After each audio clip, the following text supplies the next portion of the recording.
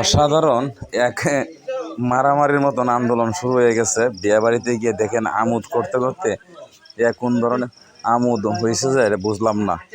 এতে সাধারণ মানুষ দেখলে বুঝবে যে মারামারি শুরু গেছে। আসলে ওনারা কিন্তু এই শালা সম্বন্ধীদের সাথে বনজামারা আমোদ ফুর্তিতে লিপ্ত একটা বিয়াতে গিয়া, বিয়ার অনুষ্ঠানে গিয়া।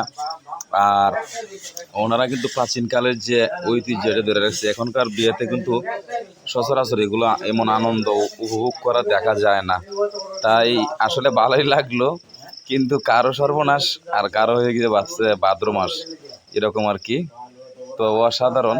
তো দেখতে থাকুন, খুব ভালো লাগবে ইনশাল্লাহ।